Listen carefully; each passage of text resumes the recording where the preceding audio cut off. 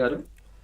సాహిబ్ గారు ఏం చెప్తారు? ఈ కేసు ఇంకెన్నాళ్ళు అన్నట్టుగా ప్రతిసారి చర్చించడమే కానీ కేసు కొలిక్కి వచ్చిన సందర్భాలు ఏమైనా కనిపిస్తున్నాయా? మీకేమన్నా అనిపిస్తోందా ఇంకా ఫ్యూచర్లో ఇంకెన్ని సంవత్సరాలు వెళ్తుంది అనేది కేసు? నవీన్ గారు, తమరికి ప్యానెల్లో ఉన్నటువంటి మిత్రులకు, ఏబిఎన్ వీక్షకులందరికీ కూడా నమస్కారం అండి. ముఖ్యంగా ఈ కేసుకు సంబంధించి జగన్మోహన్ రెడ్డి గారు దాదాపు 11 సిబిఐ 9 ఈడీ కేసుల్లో ఛార్జ్ షీట్లు వేశారండి.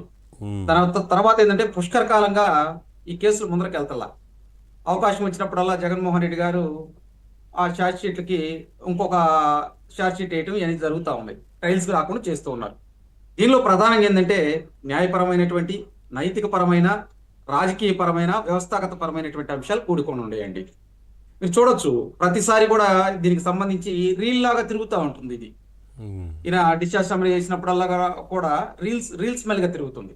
అంటే ప్రతిసారి ఇదే విధంగా అవటం వల్ల న్యాయపరంగా ఏంటంటే సామాన్యుడికి కూడా అనుమానం వస్తుంది. ఏంద్రా జగన్మోహన్ రెడ్డి కేసులు ఏమో ముందరికి వెళ్తలేదు, మిగిలిన వాళ్ళు ఏమో త్వరితగతిన అవుతున్నాయి, అసలు ఏంది మతలబు అంటే ఒక విధంగా జగన్మోహన్ రెడ్డి అనేటువంటి వ్యక్తి లీగల్ టెర్రరిజం చేస్తున్నాడు.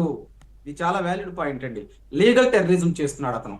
మనం ప్రతి సందర్భంలో చూసాము, చట్టానికి విరుద్ధంగా జడ్జిల దగ్గరికి వెళ్ళగానే మరి వాళ్ళు ఎందుకు దీని మీద ఆ దృష్టి పెట్టలేదు అంటే దీని వెనకాల ఏముంది?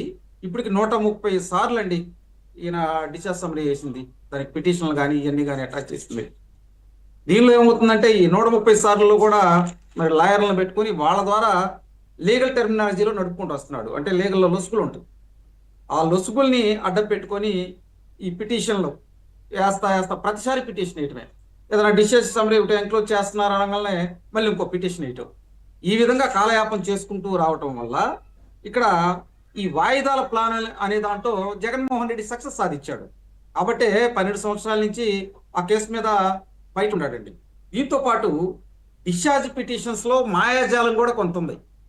ప్రతి అంశం మీరు అసలు ఈ కేసు ట్రయల్కి వెళ్లకుండా వాళ్ళ లాయర్లు ఏ విధంగా డిశ్చార్జ్ పిటిషన్ చేయాలి, ప్రతిసారి ఏదో ఒక అంశాన్ని తీసుకెళ్లి జడ్జి గారు మొదలు పెడుతూ ఉన్నారు. ఇప్పుడు మన డిస్కషన్ ఏంటంటే ఆల్రెడీ ఒక జడ్జి గారు మారుతున్నారండి, ఇంకో జడ్జి గారు వస్తున్నారు, మరి కేసులు మరి లేట్ అవుతాయి అంటే గత అనుభవం చూస్తే ఇవన్నీ అవుననిపిస్తుంది. కానీ ఇక్కడ ఒకటి ఉందండి, ఒక క్లాస్లో ఒక టీచర్ మారినంత మాత్రాన మరి ఆ క్లాసులో ఉన్న స్టూడెంట్ అదే క్లాస్లో కూర్చోడు కదండి. కానీ ఇక్కడ జగన్మోహన్ రెడ్డి గారికి ఎందుకు ఇది వర్తిస్తుంది, ఎందుకు అది ముందరకెళ్తలేదు అంటే ఇక్కడ లీగల్ టెర్మినాలజీలో ఉన్నటువంటి ఆ లొసుగుల్ని కనిపెట్టి వాళ్ళ ద్వారా ఈ డిశ్చార్జ్ పిటిషన్స్ మాయాజాలం చేస్తూ ఉన్నారు. ఇంకోటి ఇక్కడ ఇంకొక అనుమానం ఉంది. అంటే సామాన్యుడికేమో ఒక న్యాయం, మరి రాజకీయంగా పలుకుబడి ఉన్నటువంటి పెద్ద వ్యక్తులకేమో ఇంకో న్యాయం అనేటువంటిది ఇది ప్రజల్లోకి వెళ్తూ ఉందండి. ప్రజలు డిస్కషన్ చేసుకుంటూ ఉన్నారు ఈ రోజు కూడా.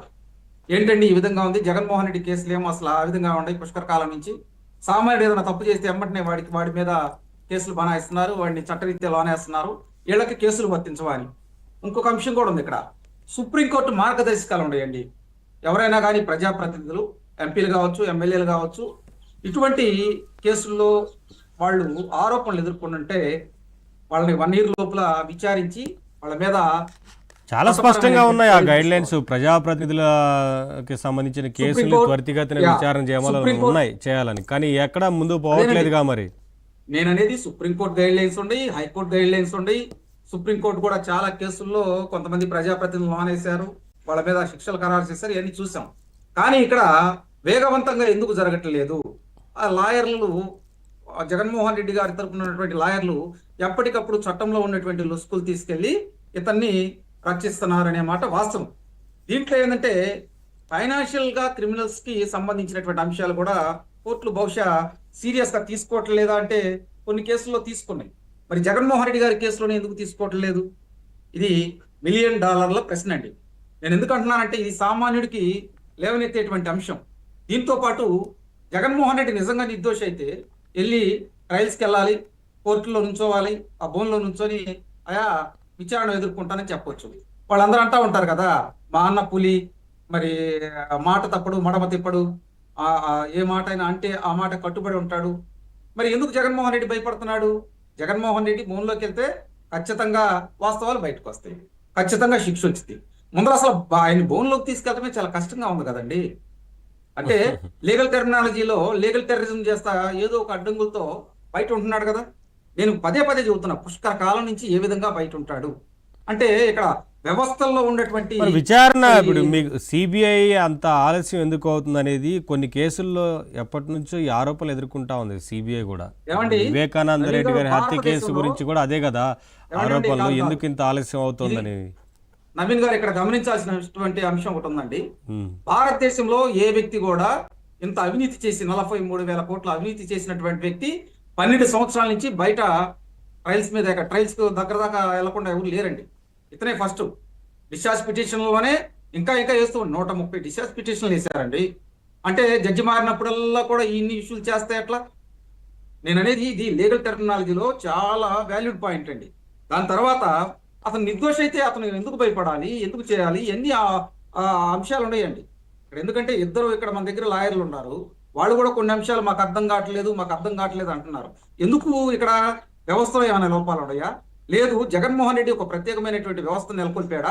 ఎస్. ఇక్కడ చెప్పాల్సింది ఏంటంటే జగన్మోహన్ రెడ్డి చట్టంలో ఉన్నటువంటి లొసుగులను అడ్డం పెట్టుకొని ప్రత్యేకంగా మరి కోర్టుల్లో ప్రతిసారి కూడా డిశ్చార్జ్ పిటిషన్లు వేస్తున్నారు. దానివల్ల లేట్ అవుతుంది. అక్కడికి వచ్చిన జడ్జి గారు కూడా ఏమయ్యా ఎన్ని పిటిషన్లు వేస్తారు, ఎన్ని డిశ్చార్జ్ పిటిషన్లు వేస్తారా, ట్రయల్స్ గ్రాంట్ అని ఎప్పుడైతే అంటాడో అప్పుడు డిశ్చార్జ్ పిటిషన్లు ఆగిపోతాయి.